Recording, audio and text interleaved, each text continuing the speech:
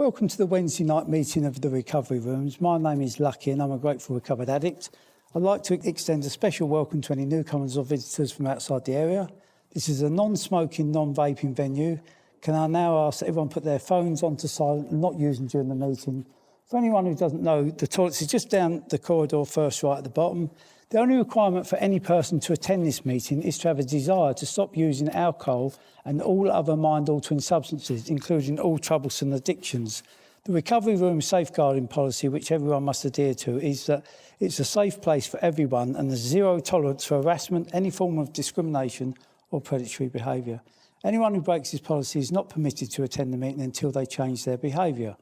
The recovery rooms has only one sole purpose: to help alcoholics and addicts recover from the disease of addiction. The recovery rooms has its primary piece of literature, which is the Guide to Recovery, It lays out a 10-point plan of action on how to recover one day at a time. A lot of people in the recovery rooms have decided to work through the 10-point plan with a sponsor who is simply an addict, who is clean and sober and has been through the work themselves.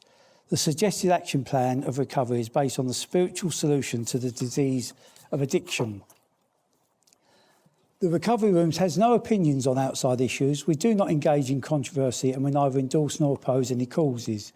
This is a speaker meeting. Each week a speaker is invited to come along and share their experience, strength and hope with us for about 20-25 minutes. And this week, Micky has kindly come along to share with us. Over to you, Micky. Thanks, Lockie. Hi, everybody. I'm Micky and I'm an addict. Thanks for being here tonight and making this meeting possible.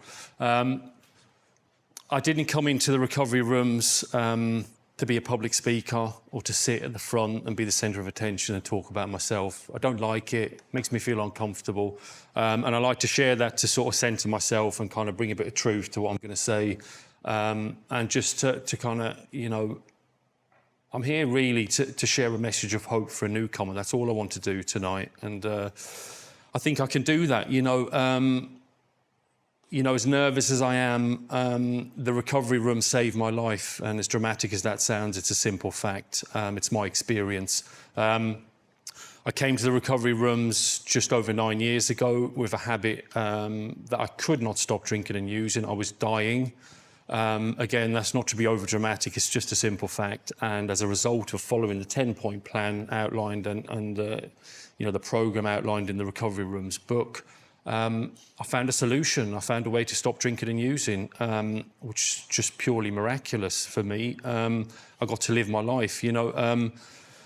When I first came to the rooms, I thought my life was over. I was 40 years old. I thought, is this what it's come to? Is this where I've ended up? Is this what my life's become? You know, 40 years old, sitting in a room full of addicts.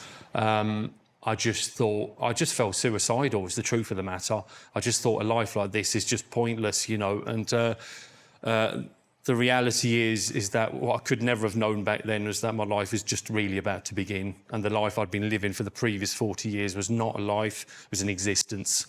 As most of you will be, or some of you will be aware as addicts like myself. For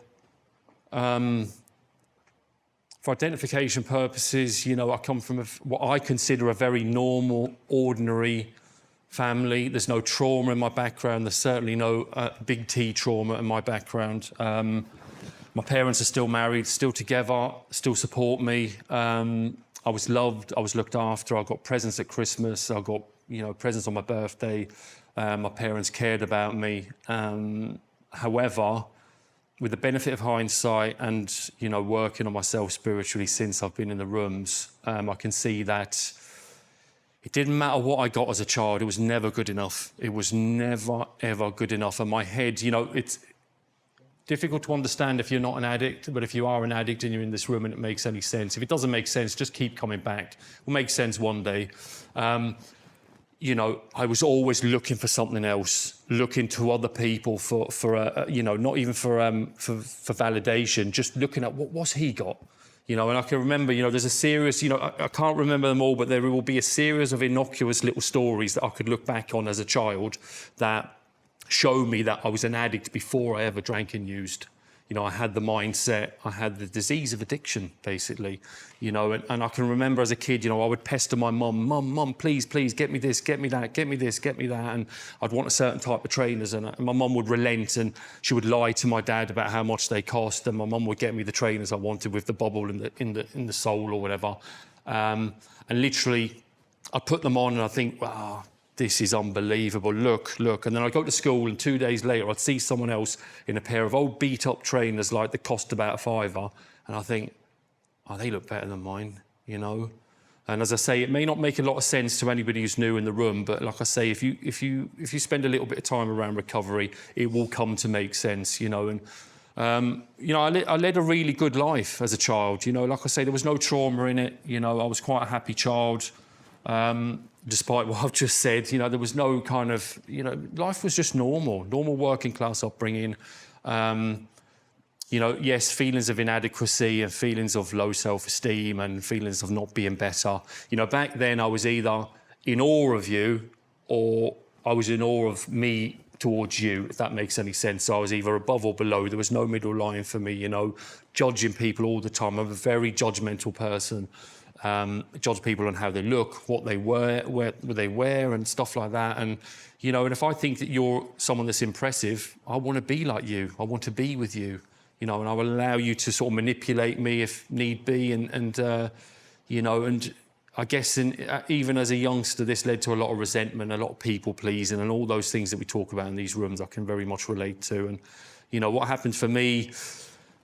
My progression into drug use was very simple, very boring. At about the age of 14, I smoked some weed. I didn't like it very much. I turned green and I puked. And then I did it again, despite turning green and puking. I did it again and I puked and I turned green again. However, it did something for me that I couldn't do for myself. And while I was in that group of people passing around that joint, I felt like I belonged. And I think looking back now, I feel like for the first time in my life, I felt like I didn't actually care what other people thought about me. I was just at ease. I was at peace, you know, with that spliff, turning green and puking. And then I kept doing it, and then eventually I stopped turning green and I stopped puking, and that became my go-to. You know, I've shared it many times until I found the rooms at 40 years old. From then, so about 25 years, I probably smoked weed or hash every day of my life. No question.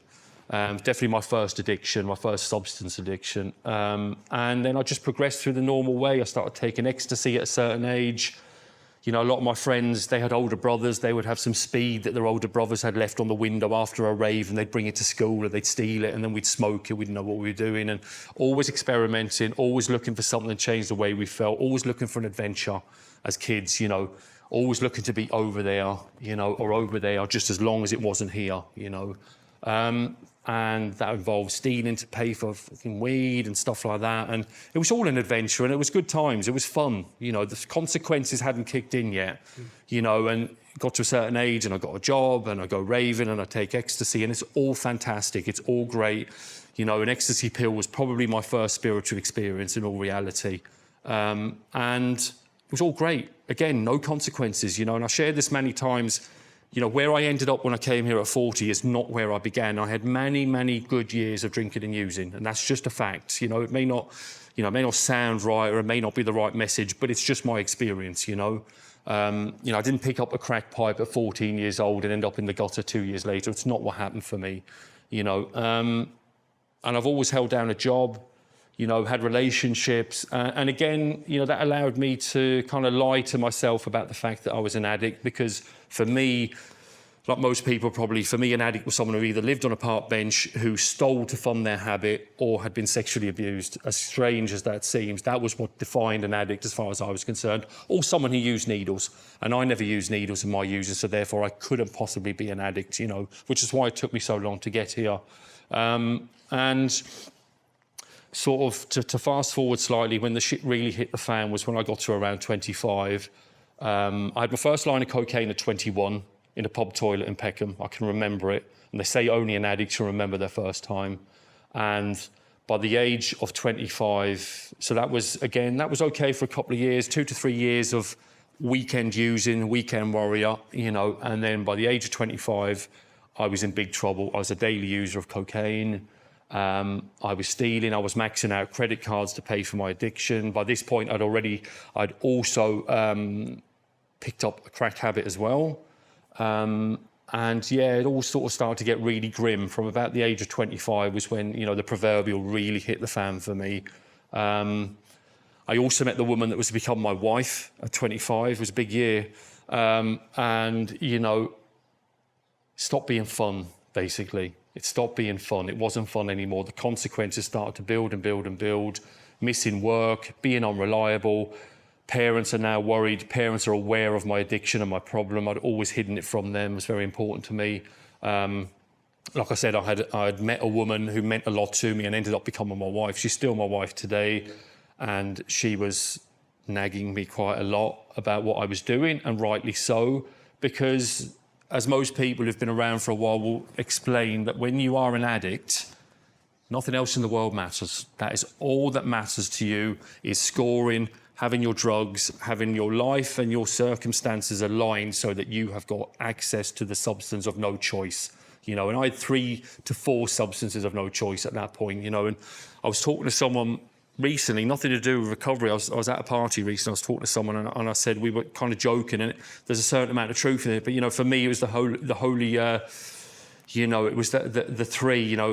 Alcohol, cocaine, and weed. And I said, you could put me in Gaza, you could put me anywhere, you could put me in the middle of a war zone with those 3 things in my pocket. I'm good to go.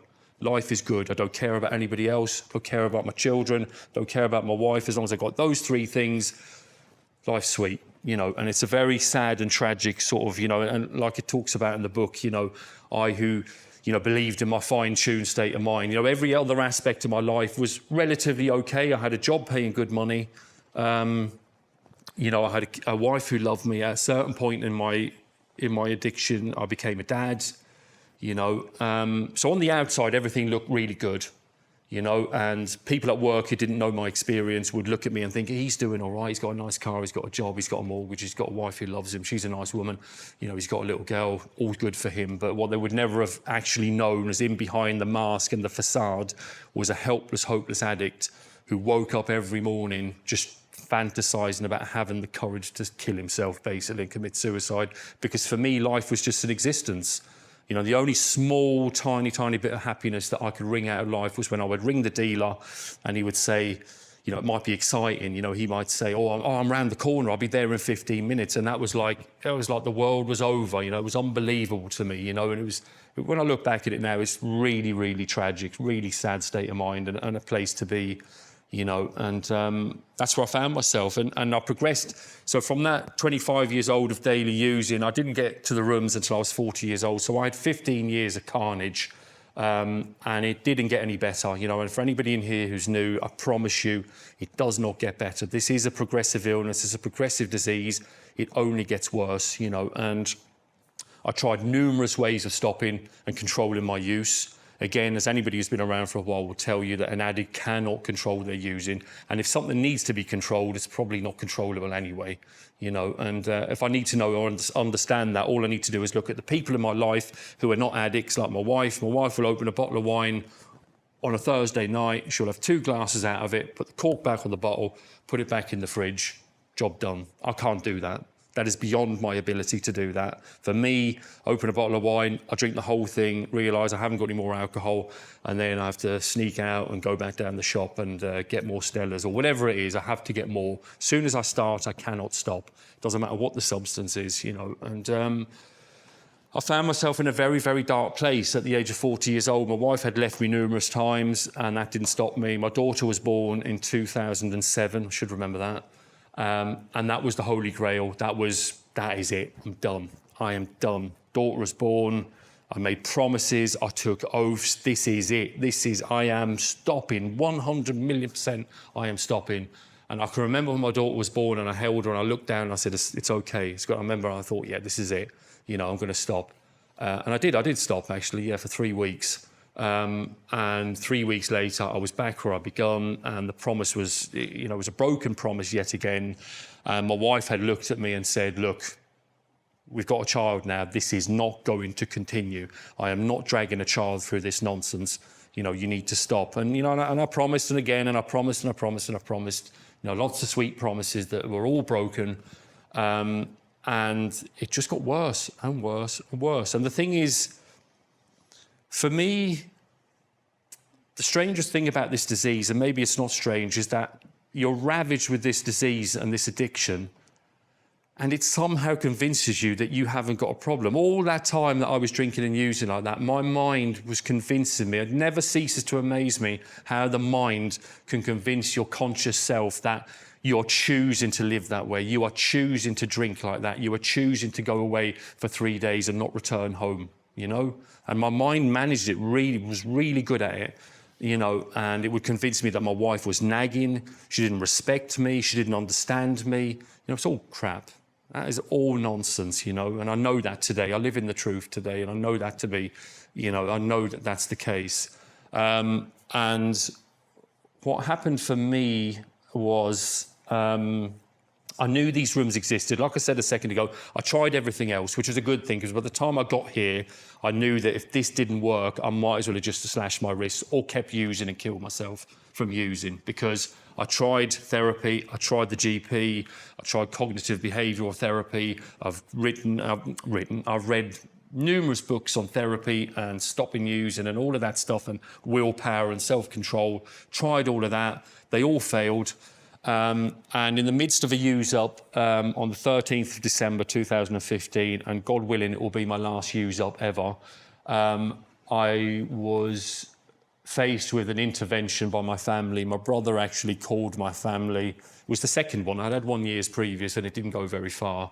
And my family just turned in on me while I was smoking crack cocaine and sniffing powder cocaine and drinking Stella and smoking weed and all of that stuff. I was in pieces, and they all sat down, and it was the worst experience of my life. My mum was crying. It was carnage, yet again, basically. And it really drilled everything home for me to see my mum in that state. My dad's quite a strong, upstanding man. And you know, I could see the look in his face. He had that ashened, white look on his face of that kind of just fear, basically. They were looking at me and they're like, oh my God. They knew I had a problem, but now they were faced with it, and I could see the look in their eyes, and it wasn't good. And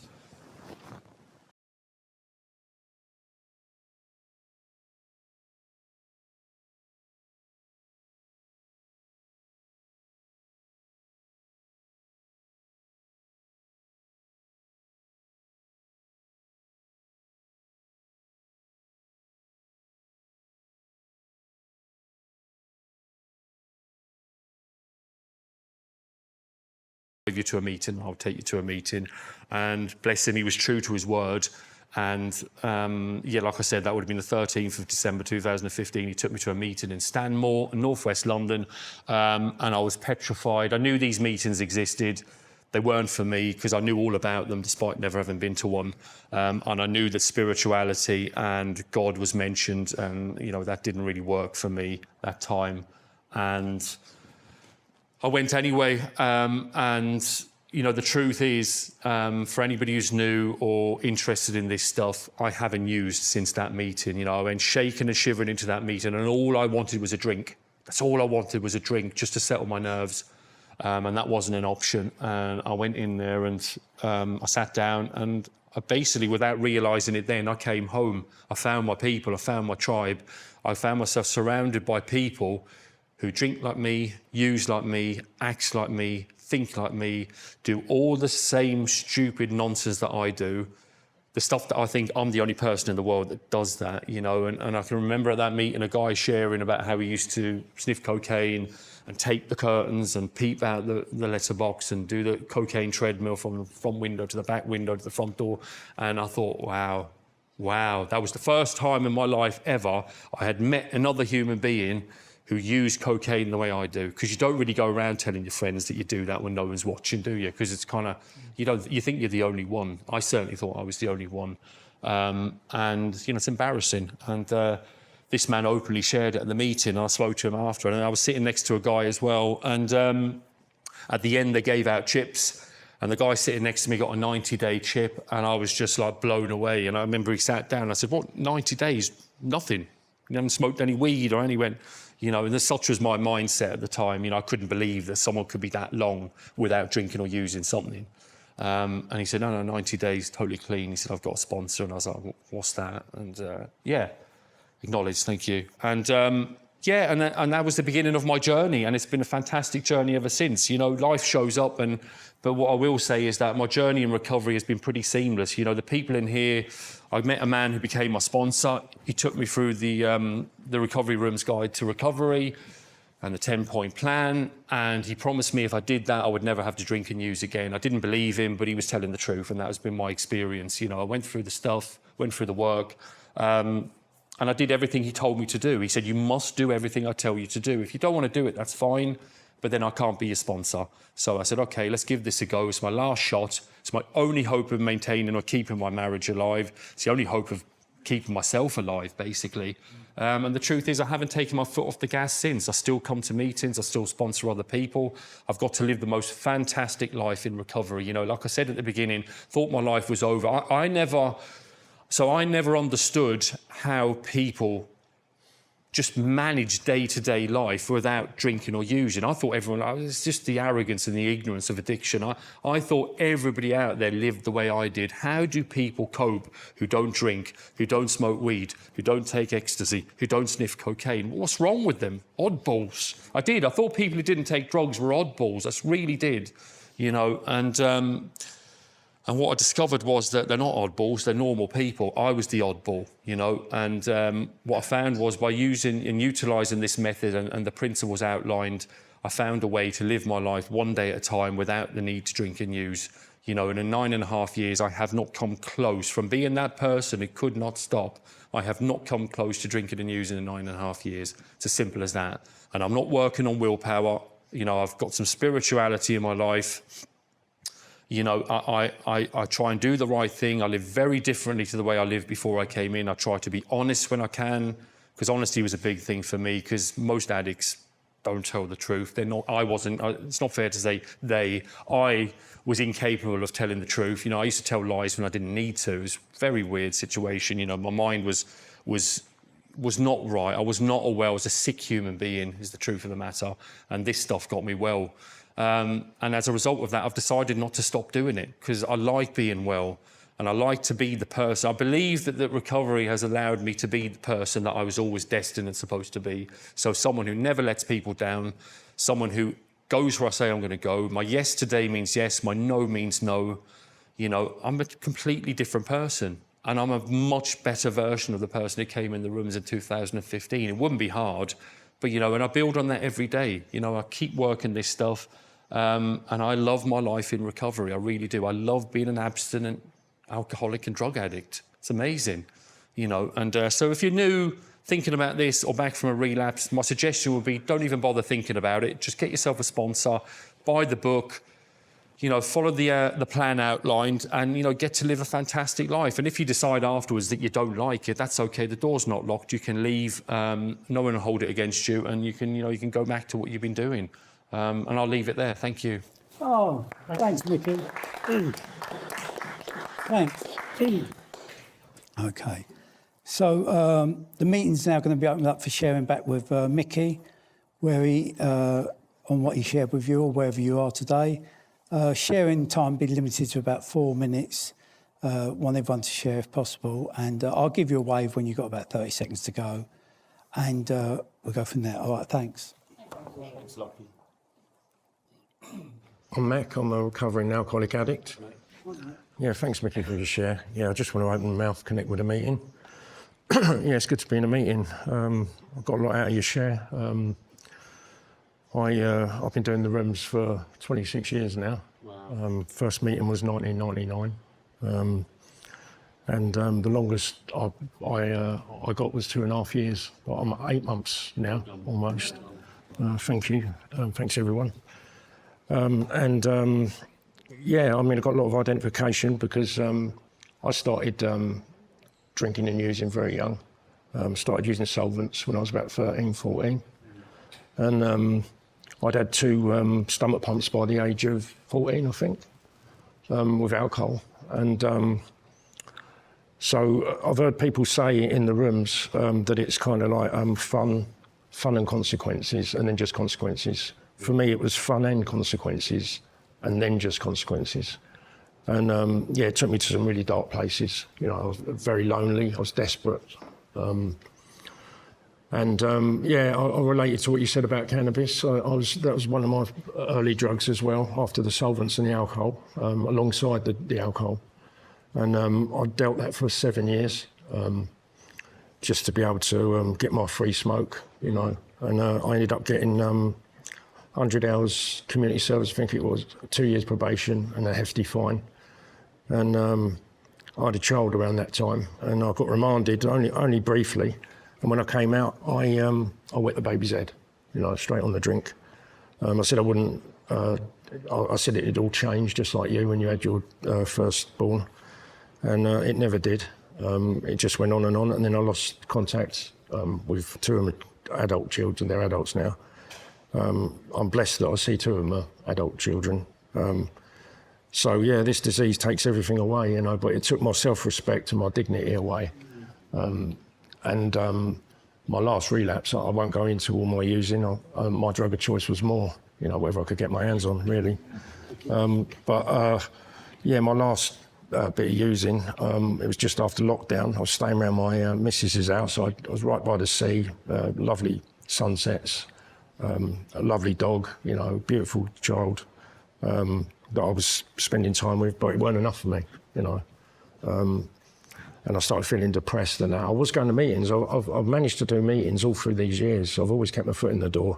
And I've turned up to meetings drunk, using. When I've turned up, no one's ever told me to go away and get out, you know. I've always been welcomed. So, yeah, it was the only place I was welcome in the end, you know. That and a few churches to get a bit of food, because I ended up on the street in the end.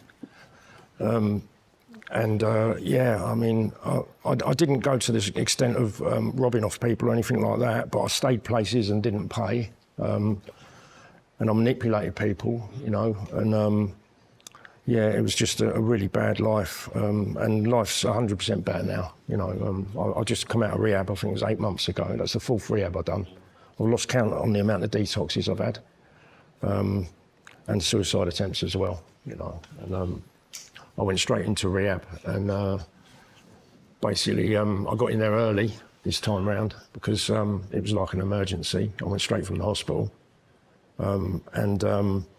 yeah, we was doing the 10-point program, you know, and I got up to the 5th point, and I'm doing I'm on the 6th point now, and 6 and 7 sort of doing that stuff now with a sponsor, you know, and. I do pray every day for a clean, sober day. You know, I'll leave it there. Thanks everyone for keeping me clean. I'll leave it there. Thank you. I'm Dave. And, Hi, Dave. I'm an alcoholic addict. Dave? And yeah, well, thanks for your share. Your childhood saying like that everything was normal, but I didn't have that. My mum was an alcoholic from all I knew. My dad left when I was 3. He was an alcoholic. Now, my first drink I was probably 7 or 8. Now, I used to be able to go to the shop and get my mum a bottle of vodka on tick at 7 o'clock in the morning, like, 'cause she's shaking, yeah? And this one day, she said to me, I'm starting at the normal childhood, which I thought I had to a degree. She's like, can you do me a favour? Can you hide that bottle of vodka, put a line on it while I'm at school? So I've put it in my bag, taken it to school with me. Drunk some of it while I'm there, topped it up with water. I come home, my house is trashed. So my mum's looking for it. Didn't tell her it was in my bag. I just went, toddled off and got it, and that was my first drink, vodka, when I was about 7 or 8. Now, my auntie died at my uncle's funeral around that time. And then I started doing acid. My mate Larry, and a few other people, my brother Jason, they gave me an acid tab. They was like 5 years older than me. I started smoking weed at the same time, so I was doing all 3. And doing gas, petrol. Used to be a mini outside my house with a flexi cap. I'd be like, if there was a motorbike about, stop. Anything I could get my hands on. And just trauma, yeah? And looking after my mum from that, and progressed.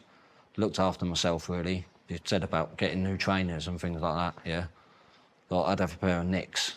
Now I'd go out and make money myself, like various things, even from a young age, and I'd have a pair of Nike Air, but I'd keep them in the shed.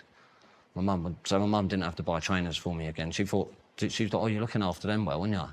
It's like, yeah, of course I am, Mum. Do you know what I mean? My dinner was on the table, my uniform was washed, everything like that. Some days I'd come home and she'd be in bed, but there'd be money on the side, fish and chips. Always fed, always watered, yeah. My nan and granddad stepped in and done a lot. My brother looks after me, he was my rock, yeah. My brother died 5 years ago of alcohol. It's a tragic story. I'm not going to sit here and start crying or nothing. I don't want sympathy for it. But he was a raging alcoholic. I supplied him with it most of the time, buying him his 8 cans of Kapaki every day. But going round there, and he's got a glass of Coke on the table, and I'm like, well, doing drinking Coke?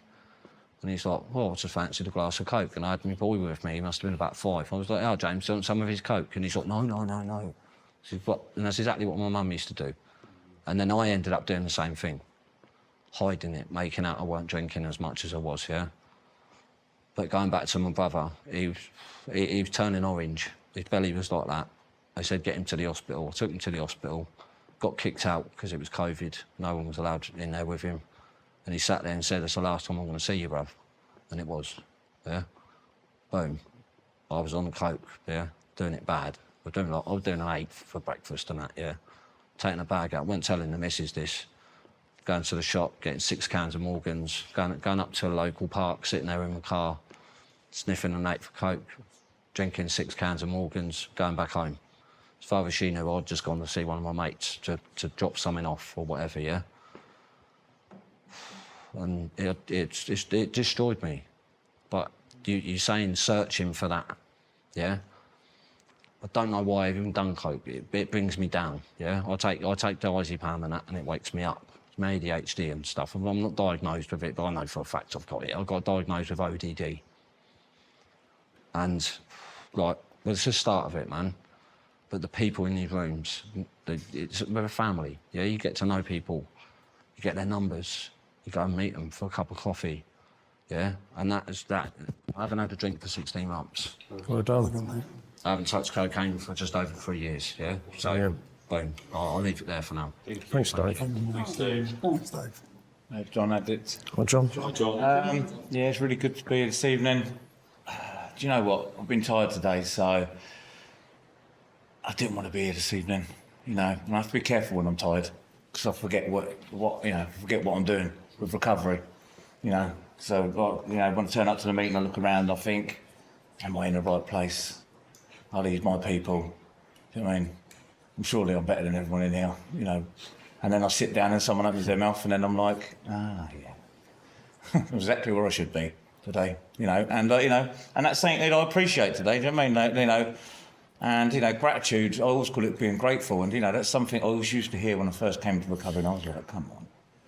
What is there? Everyone said, if you're grateful for everything, something every day, surely that's what way to start the day. And I was like, really? And that used to just be a task for me now, but now I actually, with a bit of clean time on now, I've actually live in gratitude and practice it. That's when I understood what gratitude meant. Not just I do obviously like send it to certain people to let show them how I feel, but I work it now, and I understand today because it reminds me of what it used to be like, and it might be just small changes sometimes, but it's changing, and and it's today where I am today, it's a lot better than it used to be, and that's and this is me coming here, to this program, going through the 10-point plan, listening to others, and it's a massive change for me, and because it wasn't never like that. My thinking is all over the show, and that is my problem. My problem is my thinking. You know what I mean? I didn't realise that until I came in here, because. I could spiral out of control anywhere if you leave me on my own head, It's just... so I need to come in here to recognise, I'm like other, there's others like me. Because my biggest problem is, I think... I used to share openly when I first came in, I suffered from loneliness. 48 years I used on that. you know, because no one else was like me. You know what I mean? It's, you know, no one likes me, no one loves me. You know, I'm all on my own. I can't share with I can't open up to anyone. So what I do, I drink and use. You know, I used to just hide behind that shame. And it turns out I came in here that everyone else felt the same, and I wasn't lonely. You know, once I opened up, you know, I had family members going, you know, why didn't you tell us this when you were younger? I was going, no one wanted to listen. You never tried. You never gave us the chance. You know, and I shut myself off. I think, and you know, and it turns out, you know, that what I learned in here is I had a disease that, you know, wanted to shut me off from the rest of the world and everyone else. Didn't want me to be with anyone else. You know, and it was, you know, it just. Became shameful in the end. You know, I used to wake up every day. I think my using got to a stage in the end that I was ashamed of who I was internally. You know what I mean? You know, I was always like, I remember when I'm using or drinking, I could sit around in a pub or at a friend's house, and I could always talk about, oh, you want to stay away from them. I don't like the way they behave. You know, I don't like the person they've become.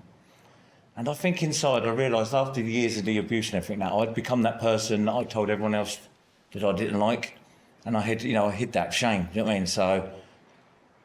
My go-to plan was, as soon as I got up in the morning, I was like, I can't feel like this. You know what I mean? I don't like the way I'm feeling inside. How do I combat that?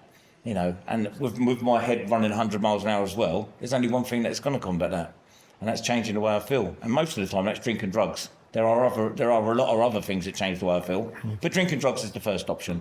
You know, that leads to a lot more. Trust me. You know, and I'll find that out when I come in here. You know, but. That's what I needed, you know. I don't know how I got here, to an extent, but you know, I like what you shared, Micky, is that when you got here, you know, that's exactly how I felt tonight. You know, I thought it wasn't until I got in here, sat down, someone else opened their mouth, and then I felt, you know, I knew I found a place in life, and you know, I can't, you know, I need to work harder at that every day now to make sure I am in that right place today, and.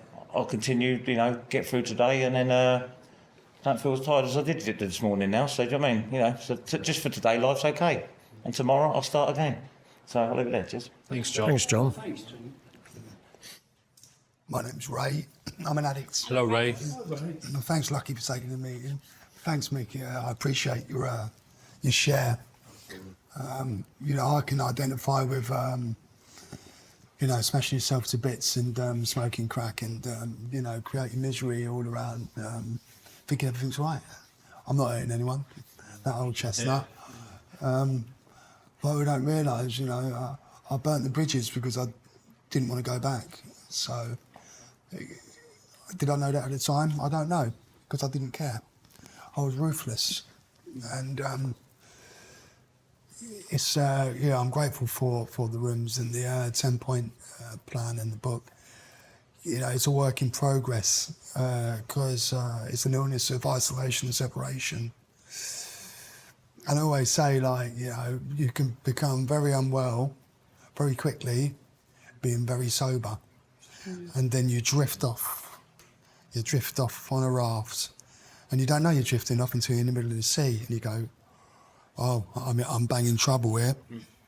And, you know, like you described, you know, the progressiveness of this illness, it never gets better, it always gets worse. And I can identify with that. But to have spiritual discipline, moving forward, and to have the books to help you, and then you have your fellows to help you, and coming to meetings as well, you know, you have to build up that thick skin because you need it in recovery. You need a thick skin because in my experience, I can't speak for others, but we all suffer from basically, I would say more or less the same thing. Ultra-sensitive. Ultra-sensitive, someone look at you the wrong way, they could have a stroke, but they're looking at you and they want to take you out of the game. They might just come out of hospital with a stroke or they've got mental health, but it's all about, you know, it's all about me, you know. What's he looking at? Like, and you know, my sponsor told me, it's none of your fucking business. And that's the truth. It's none of my business what anyone else does. It's just, I need to do what I have to do, Micky. And I identify with, you know, the intervention, you know, because I've had to do that for others in recovery. You know, a good friend of mine, when I came in, I had the wife phone me up. He's got the crack pipe underneath the baby's cot, transferred like 13 grand to his bank account. Got a phone call 12 o'clock at night. You need to get here now. I was like, 12:30 at night. I left, drove to the house, grabbed him in the car, drove him around, got him to transfer the money, I got him in detox. And then I got him in the rooms. And then he's still sober today. I had to do an intervention, you know, because no one was there for me, but I could be there for him. So it's about giving back, and it's about building up that spiritual, you know, awareness, you know, so we can, you know, the more years we've gone in, the more years I'm sober, the more things test my spiritual temperature. I know how sick I am when I get in the car and someone cuts me up. I know how sick, I know what's going to go on. You know, it's not my road. It's not my road. You know, other people use it as well. You know, if Silly Bollocks don't put his indicators on, it's not my problem. You know, so I know if someone don't use the indicators and I'm like, I know I need to pull over in the library, say, God, please help me. You know, help me, please, give me the grace, because I need it. But Micky, it's been great. Like, I've been tired today, it's been a long day, but I really appreciate your share, and you're a good man. Thank you very much. Thanks, Ray. Hi everyone, I'm Holly. I'm an addict. Thanks for being here, everyone, making this meeting possible. Thanks for taking the meeting, Lucky, and thank you for your chair, Micky. I related to a lot of what you said, probably because I suffer from the same thing as you. Now, I never realised, looking back on my childhood, how I was as a child. Like, I never realised that I had you talked about the traits of addiction before you'd even put drink and drugs into your body. Now, I had that as well, but I didn't realise until I'd come into recovery that I had them, like, you know, behavioural, like, them characters. And throughout my life before, I never had any reason to stop and have a think about it. But I can remember, like, at school, I always wanted to be like the popular kid. I always wanted to line my books and my pencil case or had the same pair of PE kit shoes as she did. Or, do you know what? And, like, even when I had stuff that other kids at school were saying to me, oh, Holly, I like that, I want that. Even when I had what other people wanted, I still wanted what somebody else down the road over there wanted. Today, I understand that to be because internally, like, I've got a hole in my soul, basically. I've got a void, yeah? I'm not happy being me. I can't be just Holly and sit with just Holly's feelings. I need external shit to change how I feel, whether that's alcohol, whether that's drugs, whether that's men, whether that's shopping, whether that's food, whether that's weight loss, whether that's putting on weight or crash dieting or binging on TV or listening to the same song with my earphones on repeat, like 5 days in a row, non-stop. Do you know what I mean? Like, once, and because I'm an addict, once I have one of these things, I can't stop. The same with the drugs and the alcohol. So yeah, like, I'm always chasing something external, and that was always going to be my problem until I'd done the work on myself internally. Because the problem that I suffer from, the same as you, is, like, you know, it needs to be fixed inside. It's in me, innit? Yeah, it's a mental illness, but, you know, I'm trying to use stuff to change how I feel, but I can only do that for so long. And like you say, it's a progressive illness. Now, for me, it weren't just the amounts and the frequency of the alcohol and drugs that I was using, but the deterioration on my mental health as well. And then voices. I live with a liar in my head. Like, you know, that addict's in my head. You know, they get louder, they get busier, they get stronger. So that gets progressive as well. And you said, you know, you like, in the end, you was dying. I absolutely, yeah, I was on my hands, on my knees, dragged myself here, absolutely dying, yeah, crawling in on my hands and my knees. And this 10-point programme, it not only, like, changes lives, it saves lives. And yeah, you said about getting yourself a sponsor, and you just did exactly what your sponsor said. I did exactly the same. Got myself a sponsor, and whatever she told me to do, I done it. Without question, without argument, because I was absolutely dying. So I didn't have any other choice. Do what this complete stranger woman who said that she's going to help me tells me to do, or die. That was my alternative. And yeah, whatever she told me to do, I went and done it. And I was just a bit like a robot in the beginning. I'd just done it. Didn't think about doing it because my illness is in my head. My thinking is my problem. I can't think my way to health. Yeah, my life's beautiful today. Just, you know, just like your life is. How, like, you referred to yourself as a miracle. How miraculous is life today? And do you know what? It's not just about getting clean and sober and getting off the drugs. It's the bit after that as well, isn't it? You know, it's living life on life's terms. It's me being able to deal with everyday stuff and with my feelings that I've suppressed for over 20 odd years without alcohol and drugs. And, you know, I've done it with the nicotine, I've done it with the vapes, the shopping, the food, you know, slowly throughout my journey in recovery. And do you know what? I feel today, like that's one thing, but I feel so high on life. There isn't a drink or a drug that can do that for me. Yeah, all it takes is, you know, getting the book, getting a sponsor, doing as you're told, and putting the work in. And like the love that's in the meetings, in the room as well. It's just amazing, isn't it? I was totally lost when I come here, and now you said you've stayed for like over 9.5 years because you don't want to go, you don't want to be anywhere else. Yeah, me neither. I'm really grateful to be here. Thank you. Thanks everyone for letting me share. Holly. Thank you.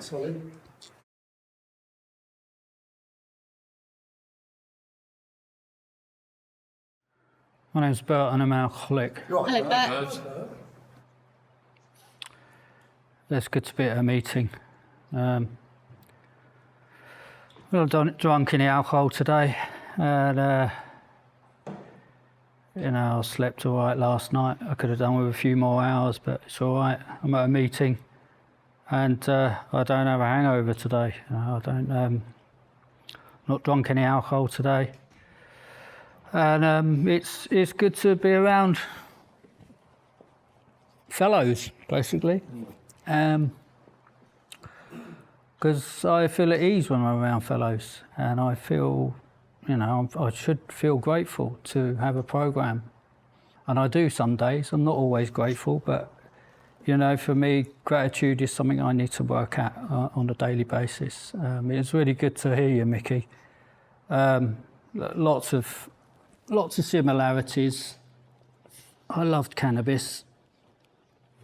I really did love cannabis. It was, when I smoked cannabis, it was the closest I got to a spiritual experience at that time. You know, Bob Marley was my god, but the cannabis gave me the experience. But it was great. And it saved me. It saved me from alcohol for a few years. Alcohol was always in the background. The cannabis really, and it kept me from being locked up, because I was quite aggressive. I was quite aggressive when I was 14, 15, and I got locked up for that kind of thing. I'd drink and I'd get involved in crazy pub fights or whatever it is, and I stopped for a few years getting locked up for crazy pub fights and street fights. But then I got arrested for other stuff. So there was always a consequence, whether I was drinking alcohol or taking drugs, cannabis or whatever. It's not like that today. Today I've been shown a way to live, which is different. I don't always want to live like that, but I know what happens if I don't live like that. You know, I'm not a saint, but I just try and be I suppose a better person. Sounds a bit cheesy, but not because I want to be, because I don't want to get locked up, and I don't want to suffer. I don't want to. I don't know, I just don't want to...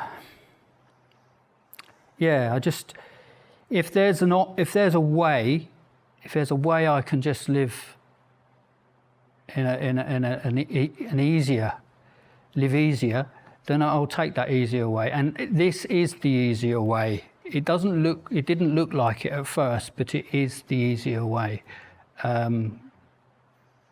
But it's not easy at the same time. But there you go.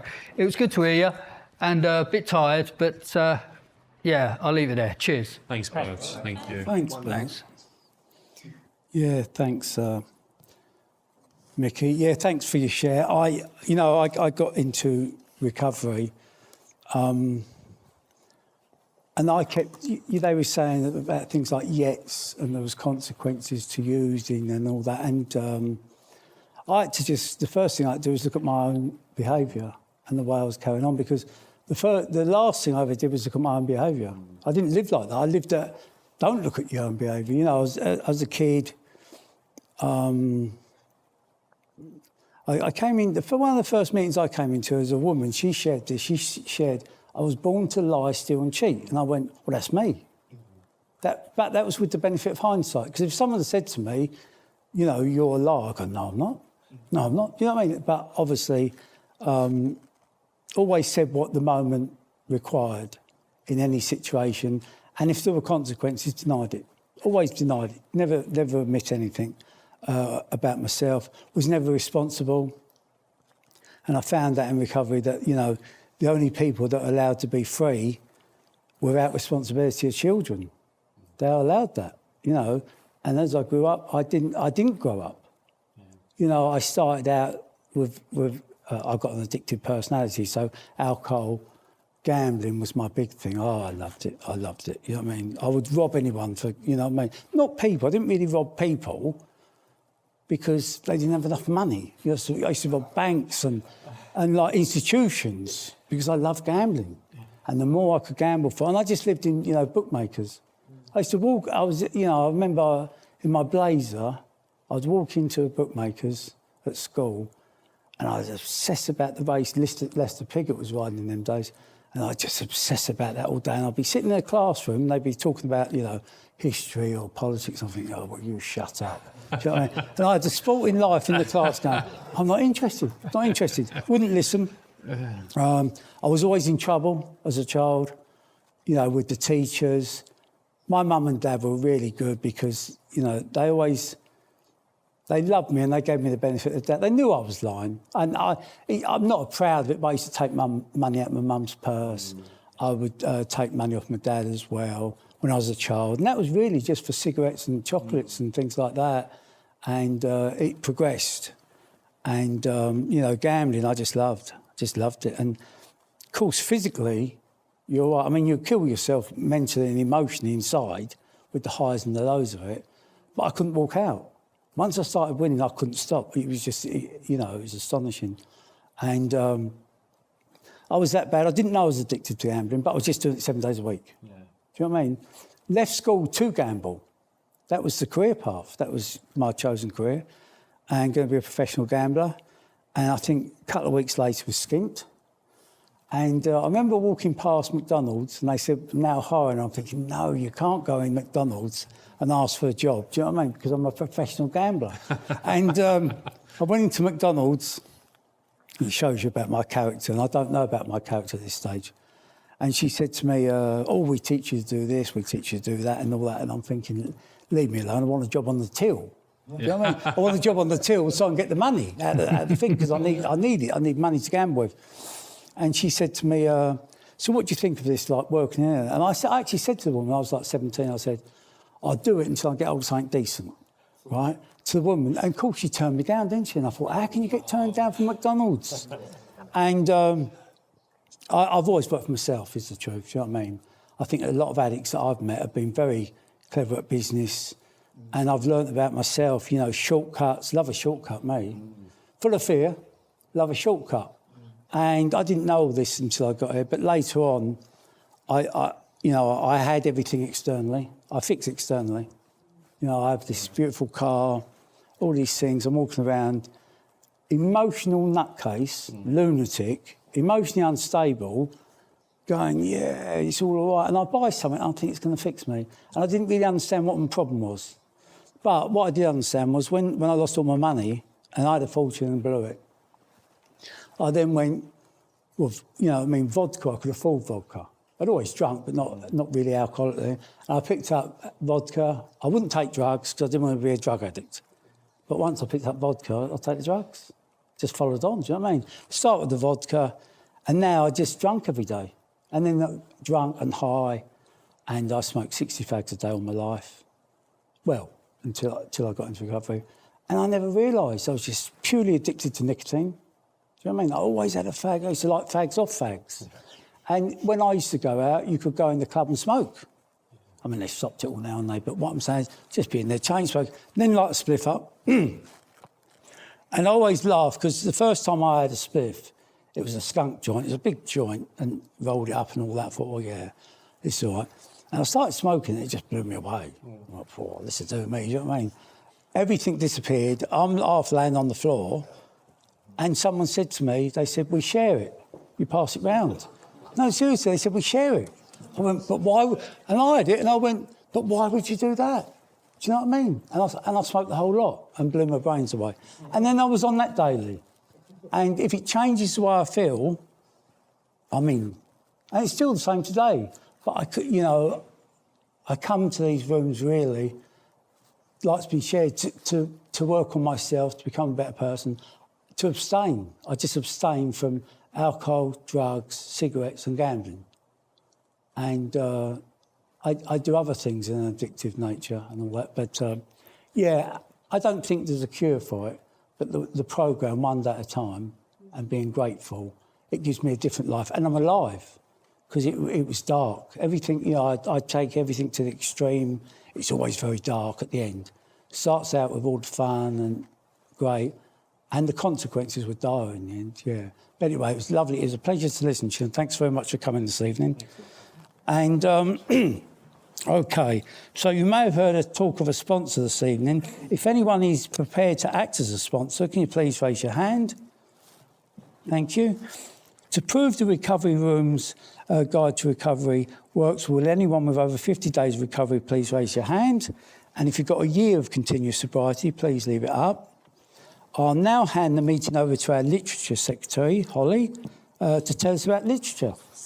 Thanks, Lucky. Hi, so I'm Holly, I'm the Literature Secretary for this meeting. The Recovery Room's Guide to Recovery, this is the book that we work from. If anyone's new or in their first 100 days, please come and see me after the meeting. I've got the book and some lovely different leaflets to give to you as well.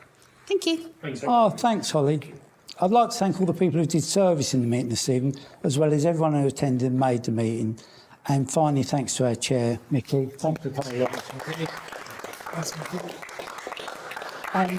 And finally, I'd just like to end the meeting with our closing reading, which says, please God, as I understand God, guide me in all and let me live in the present moment with a heart full of gratitude for all I have.